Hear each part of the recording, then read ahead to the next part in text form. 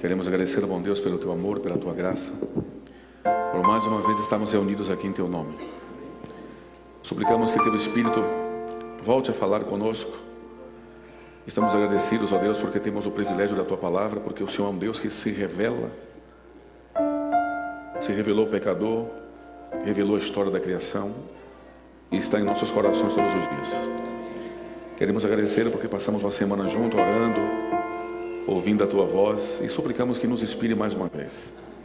Abençoa cada irmão presente, cada família, aos amigos que deixaram seus lares, vieram nos prestigiar com Sua presença, foram convidados e estão aqui. Que nossas esperanças estejam em Cristo, que nossa alegria esteja em Cristo, que nossos olhos estejam fixos em Cristo todos os dias da nossa vida. Nós agradecemos por Jesus. Amém. Feliz sábado, irmãos. Eu trouxe uma lista aqui para fazer agradecimento. Vocês começam a colocar o cronômetro 35 minutos quando acabar a lista, tá bom? Senão...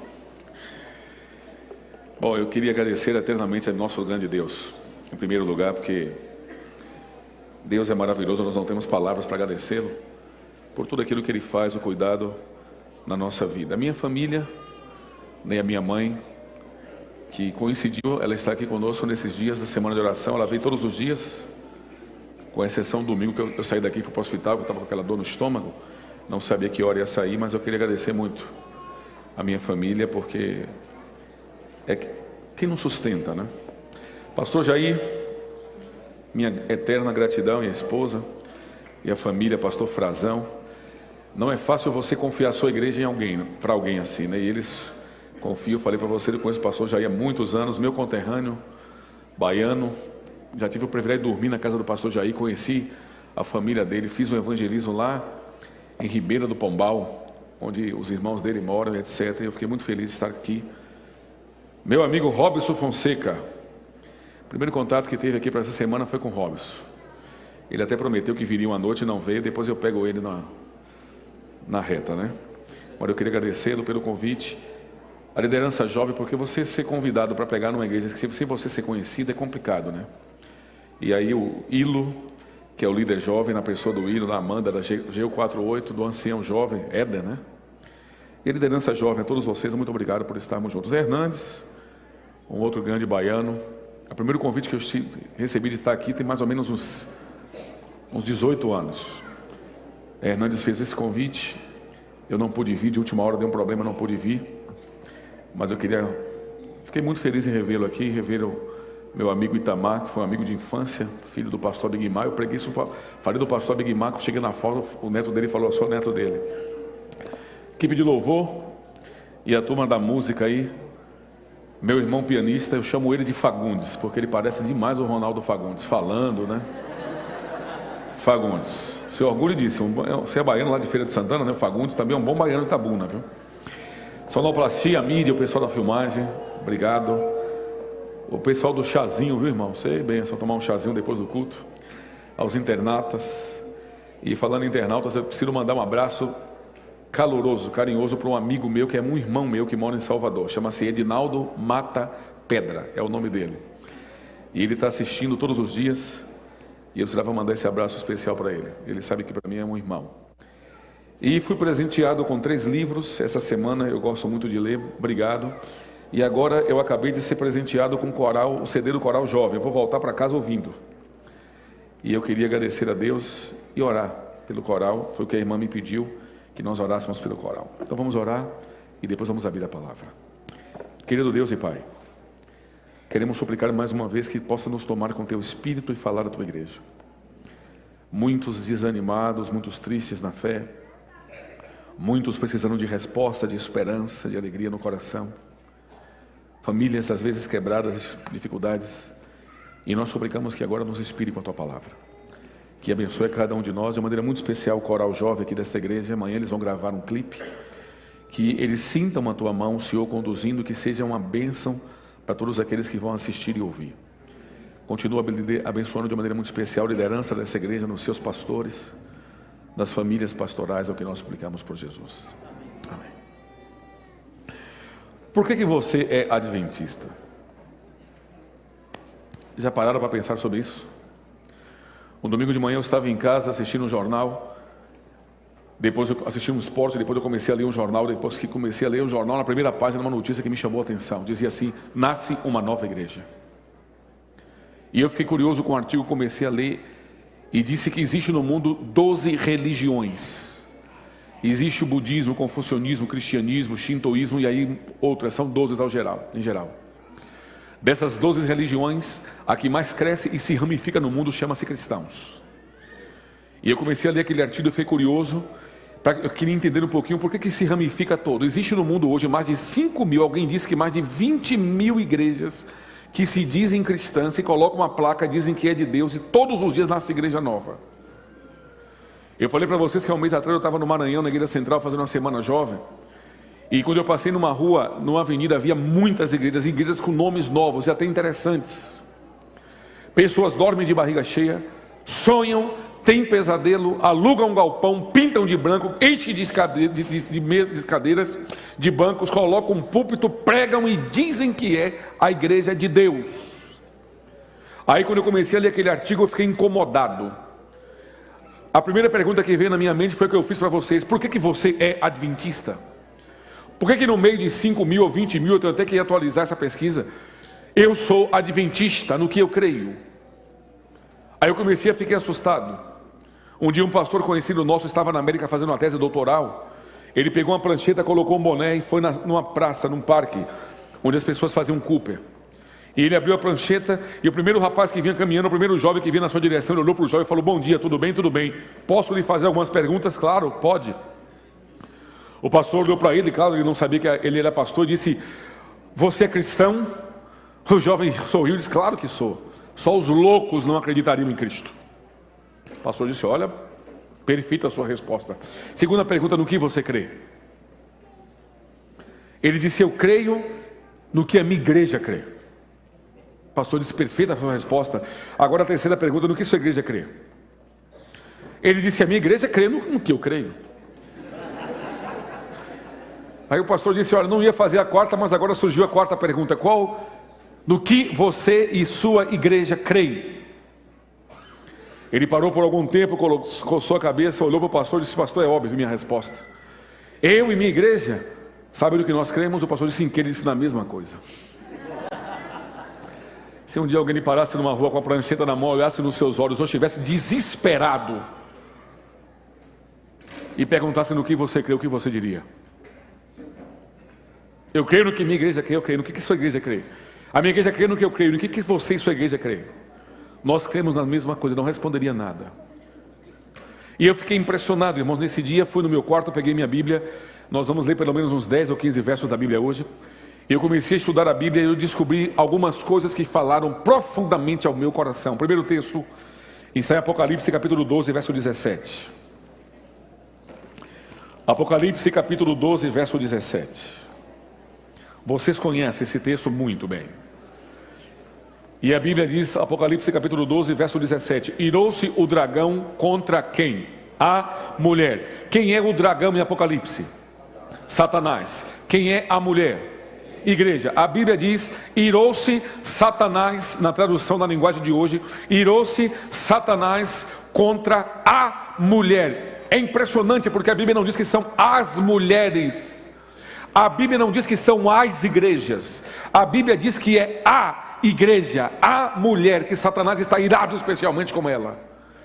E o texto continua dizendo: irou-se Satanás contra a igreja e foi pelejar com o restante da sua descendência. Quem são eles? Os que guardam os mandamentos de Deus e testemunham de Cristo. Isso me empolgou, irmãos. E mais uma vez veio a pergunta na minha mente: então por que você é adventista? E eu olhei aquilo e fiquei empolgado, vibrou, meu sangue fervia. E eu descobri duas características. Se alguém me perguntasse com a prancheta: no que você crê? Eu diria: eu e minha igreja cremos nos 10 mandamentos e cremos no testemunho de Cristo. Tiago 2, do verso 10 até o verso 12 diz que aquele que guarda toda a lei e tropeça em um só ponto é culpado de quantos? Todos. Para Deus 10 menos 1 é nada. Para nós 10 menos 1 é 9. Ou nós guardamos os 10 mandamentos ou não guardamos nenhum dos mandamentos. E a Bíblia diz que Satanás está irado contra a igreja, uma única igreja que guarda os mandamentos. Eu procurei buscar no mundo e descobri quais são as igrejas que guardam os 10 mandamentos. Descobri 3 povos, primeiro deles, judeus, mas não testemunham de Cristo, me perdoem, estão fora da profecia. O segundo chamam-se batistas do 7º dia. Existem pequenos grupos em alguns lugares do mundo. E o terceiro grupo, que guarda os 10 mandamentos e tem um espírito de profecia que os sabatistas não têm, chama-se adventistas do 7º dia. E eu vibrei com isso, irmãos. E mais uma vez a pergunta na minha mente, então, por que você é adventista? Aí eu entendi que os adventistas guardam os mandamentos de Deus e que os adventistas têm o testemunho de Jesus. E qual é o testemunho de Jesus? Apocalipse capítulo 19, verso 10. A Bíblia revela, Apocalipse capítulo 19, verso 10, diz a palavra de Deus: caí aos seus pés para adorá-lo. Ele porém disse: não faça isso, porque eu sou conservo teu e de teus irmãos que adoram a Deus, que tem um testemunho de Jesus, perdão, e adora a Deus. Porque o testemunho de Jesus é o quê? Eu vibrei, irmãos. No meio desses 3 grupos religiosos, eu descobri que um deles guarda o mandamento, mas não tem um espírito de profecia. Aliás, 2 não tem. E depois descobri que nós guardamos os 10 mandamentos e temos o espírito de profecia. Meu coração vibrou, repito, irmãos, feliz da vida. Aí eu comecei a pesquisar na vida dos homens da Bíblia e descobri que todos os homens de Deus, todos os discípulos de Cristo e todos os grandes homens do Antigo Testamento, todos eram adventistas. Todos eles eram adventistas, acreditavam no que nós acreditamos, pregavam o que nós pregamos e criam no que nós cremos. Aliás, o que é crer? Paulo diz em Hebreus capítulo 11, verso 1. Paulo fala o que é crer, irmãos. Me acompanhe, Hebreus capítulo 11, verso 1. Paulo diz, e nós entendemos que Paulo escreveu o livro de Hebreus. Paulo diz: ora, fé é a certeza de algo que eu não vi, mas que vai acontecer. Paulo diz: fé é a certeza de coisas que nós esperamos e é evidência de alguma coisa que nós não vimos. E eu preciso ter fé. Fé em quê, irmãos? Quando eu guardo os mandamentos e creio no espírito de profecia, eu confesso a vocês que falta alguma coisa no meu coração que me motive a caminhar, que me motive a dar esperança, que me motive a olhar para cima, me motive a um dia estar num lugar especial. Aí Paulo diz assim: sabe o que é fé, pastor? Sabe o que é fé, igreja? Fé é você ter certeza de alguma coisa que você não viu, mas vai acontecer porque está escrito. E eu descobri que todos os homens de Deus eram adventistas. Eles tinham fé em alguma coisa que não aconteceu, mas vai acontecer, nas promessas de Deus. E todos esses homens pregavam e criam que Jesus vai voltar. Por isso, adventista crê no advento de Cristo. E aí eu vi 3 características da igreja que me impressionou. Primeiro, guarda os mandamentos de Deus, os 10. Segundo, não sou eu que estou dizendo, é a Bíblia. Creem no espírito de profecia. E terceiro, pregam e creem e aguardam a volta de Cristo. Isso me fez empolgar. E mais uma vez a pergunta na minha mente: então por que você é adventista? Porque nós guardamos os mandamentos, porque nós temos o espírito de profecia e porque nós cremos que Jesus vai voltar. Aí eu fui para a Bíblia, irmãos. A palavra de Deus é a nossa segurança. E eu descobri que o primeiro adventista do 7º dia tem mais de 5.000 anos e está vivo. Judas, um livro antes do Apocalipse. Ele tem um capítulo só, verso 14. Vejam o que ele prega. Claro que não Judas prega, mas vejam o que o livro de Judas diz. Judas verso 14. E quanto a este, Enoque, o 7º depois de Adão, disse: eis que o Senhor vem com milhares dos seus anjos. Enoque era adventista. Enoque guardava os mandamentos, sim ou não? Enoque tinha na sua própria vida o espírito de profecia. O espírito de profecia não é Ellen White, ela é a profetisa tomada pelo espírito de profecia. O espírito de profecia nós sabemos que é o Espírito Santo que dá este dom, e ela tem este dom. E Deus deu especialmente para guiar nosso povo, guiar nossa igreja nos últimos dias. Enoque foi tomado pelo mesmo espírito de profecia. Enoque guardava os mandamentos de Deus. Enoque tinha um espírito de profecia. Agora pergunte para ele, irmão Enoque, no que você crê? Enoque diria, eu creio que o Senhor vem e virá com milhares e milhares de anjos. Enoque está pregando que Jesus vai voltar. Enoque era o 7º homem depois de Adão, irmãos. E naquela época, antes de entender Jesus nascer, Cruz não entendia nada, mas já entendia uma coisa, que Jesus vai voltar. Enoque era adventista. Aí eu fiquei empolgado, irmãos, e fui no livro de Jó. Vocês sabem que o primeiro livro da Bíblia a ser escrito foi o livro de Jó, não foi o livro de Gênesis. Se você perguntar ao irmão Jó, Jó, no que você crê? Capítulo 19, verso 25. Jó guardou os mandamentos, sim ou não? Jó tinha um espírito de profecia, sim ou não? Ele foi tomado, agora pergunta para ele, com a prancheta na mão, olhando nos olhos, Jó, no que você crê? Jó capítulo 19, verso 25, a Bíblia diz, porque eu sei que o meu Redentor vive, e que no fim ele virá sobre a terra, ele se levantará sobre a terra. Jó está dizendo que Jesus vai voltar, irmãos. Jó era adventista. Eu me empolguei. O maior rei de todos os tempos, Davi, Salmo 96. Pergunta para o rei Davi, Davi, no que você crê? O que você ensina para o povo? Onde está a sua esperança e sua fé? Davi guardou os mandamentos, sim ou não? Claro. Davi foi tomado pelo espírito de profecia e escreveu os salmos. Agora pergunta para ele, irmão Davi, rei Davi, Jesus é seu descendente, no que você crê? Salmos 96. A partir do verso 10 diz assim, digam entre as nações do seu reino, o mundo estará estabelecido para que seja movido, e ele julgará o povo retamente. Regozijem-se os céus, fique feliz a terra, ruja o mar e toda a sua plenitude, alegre-se o campo e tudo que nele há, e todas as árvores do bosque se regozijem na presença do Senhor, porque ele vem e vem julgar a terra, disse Davi, e julgará os povos consoantes a sua verdade e a sua fidelidade. Davi está dizendo que Jesus vai voltar. Sabe o que me impressiona, irmãos? De Davi ao exílio babilônico, 14 gerações. Do exílio a Cristo, mais 14 gerações. Jesus nasceu 28 gerações depois de Davi, e Davi já está pregando que Jesus vai voltar.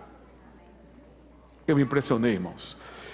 Eu vou passar para o Novo Testamento porque não temos muito tempo, mas os discípulos de Cristo eram adventistas, como nós somos, do 7º dia. Guardavam os mandamentos, tinham um espírito de profecia, e eles pregavam que Jesus vai voltar. Pergunta para João, o jovem João, João, no que você crê? Apocalipse capítulo 1, verso 7, João responde, irmãos. Apocalipse capítulo 1, verso 7, João dirá, o que eu creio? Coloca uma prancheta na mão, pergunta para ele, João, no que você crê? Eu creio nos mandamentos de Deus. O que mais? Eu creio no espírito de profecia. E o que mais? Aonde está baseada a sua fé? João diria, eu sei que ele vem com as nuvens e todo olho o verá, até mesmo aquele que os transpassar, e todas as tribos da terra se lamentarão sobre ele. E João termina dizendo, sim, amém, confirma a sua fé de que Jesus vai voltar. João era adventista, irmãos. E eu fiquei impressionado, eu falei, não é possível, Pedro, me perdoem. Aliás, eu não vou nem dizer a frase completa como eu digo, mas a verdade é que Pedro não foi o primeiro Papa. Pedro foi o primeiro presidente mundial da Igreja Adventista do 7º dia. Segundo Pedro, capítulo 3, verso 10, verso 9 em diante. Pedro guardou os mandamentos, sim ou não, irmãos? Sim. Pedro tinha o espírito de profecia? Sim. Agora pergunta, irmão Pedro, no que você crê? Segundo Pedro capítulo 3, verso 9, o Senhor, Pedro diria, eu creio que o Senhor não retarda a sua promessa, ainda com alguns tempos tardia. Ele é longânimo conosco, não querendo que ninguém se perca, mas que todos cheguem ao arrependimento. Mas o dia do Senhor virá, como ladrão, vem à noite, o qual os céus passarão com estrepitoso estrondo, os elementos da terra serão desfeitos, e todas as obras serão queimadas. E visto que todas essas coisas vão assim ser desfeitas, Que pessoas nós devemos ser? Escuta a mensagem de Pedro jovem. Pedro diz: devemos viver igreja em santo procedimento e piedade. E ele diz assim: aguardando e apressando a vinda do dia de Deus, no qual os céus passarão com esse estrepitoso estrondo e os calores intensos derreterão tudo. Mas nós, diz Pedro, segundo a sua promessa, aguardamos o novo céu e uma nova terra, nos quais habita justiça. Pedro era adventista, irmãos. Eu me empolgo, irmãos. Pedro guardou os mandamentos como nós guardamos. Pedro acreditava no Espírito de profecia como nós cremos, e Pedro prega que Jesus vai voltar. Aí eu procurei a vida do maior fundador de igreja adventista do sétimo dia, segundo Timóteo capítulo 4, o apóstolo Paulo. Paulo era adventista. Paulo foi o maior fundador de igrejas adventistas do sétimo dia no mundo até hoje.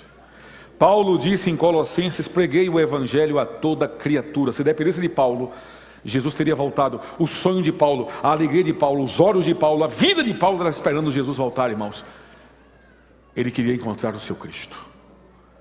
Paulo guardou os mandamentos. Paulo tinha o Espírito de profecia. E alguns dizem assim: mas não fala de guardar mandamentos em Novo Testamento. Mas espera, João falou o quê? João escreveu o Apocalipse e disse que deveríamos guardar os mandamentos. Nós lemos. João escreveu Apocalipse 14, 12 e disse: aqui está a perseverança dos santos. Quem são os santos? Os que guardam os mandamentos de Deus. O apóstolo São Paulo guardou o mandamento. Tiago fala no Novo Testamento que guardou o mandamento. A não ser que as pessoas estão lendo um outro tipo de Bíblia, que não seja a palavra de Deus. Agora pergunte para Paulo: no que você crê? Paulo estava em Roma. Nero chama Paulo na sua presença e Paulo argumenta.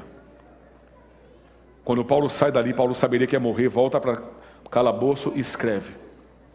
Escreve para Timóteo, e Paulo diz o que está escrito aqui, porque Paulo sabia que o próximo encontro com Nero, Nero pediria a sua cabeça.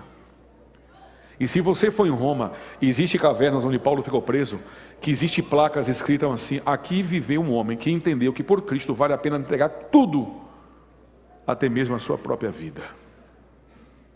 Pergunta para Paulo: Paulo, no que você crê? Capítulo 4, verso 7, Paulo disse: combati um bom combate, completei a carreira e guardei o quê? Fé em quê? Verso 8, que desde agora a coroa da justiça me está guardada, a qual o Senhor, reto juiz, me dará naquele dia. Que dia, irmãos?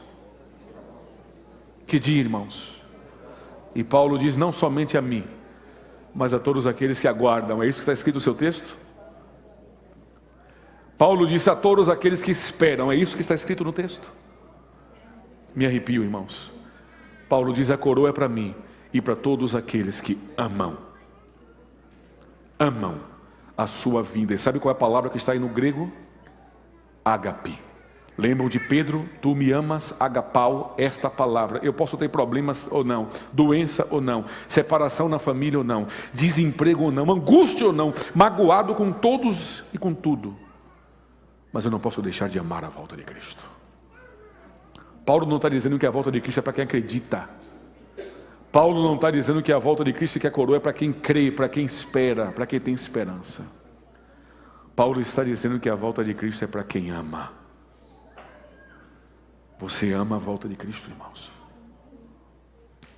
Ou você espera e suporta, espera, crê, acorda e nem lembra de que um dia menos para Jesus voltar e não se prepara? E como disse Pedro, não vivemos em santo procedimento e piedade. Um sábado de manhã eu fui pregar numa igreja em Salvador chamada Cabula. Eu ia fazer o vestibular ainda para fazer teologia. Eu namorava com minha esposa, e foi eu, ela e minha cunhada. E nós chegamos cedo na igreja. Eu sentei, na minha frente tinha uma senhora que estava chorando, e eu conheci ela há alguns anos já. E quando nós terminamos de orar, eu fiquei quieto ali, ela chorando.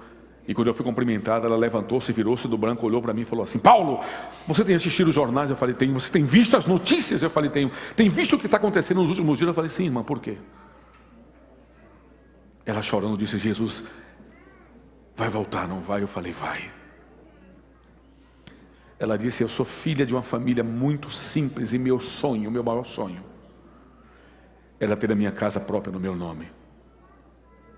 Meu filho, eu financiei um apartamento por 30 anos, tem 20 que eu pago, faltam 10. Se Jesus voltar antes de 10 anos, Ele estraga o meu sonho. Um absurdo falar o que ela falou, né, irmãos? Mas mais absurdo ainda é nós vivermos como alguém que não está esperando Jesus voltar. É muito pior do que falar. Pedro disse que nós devemos viver em santo procedimento e piedade. Você vive em santo procedimento e piedade.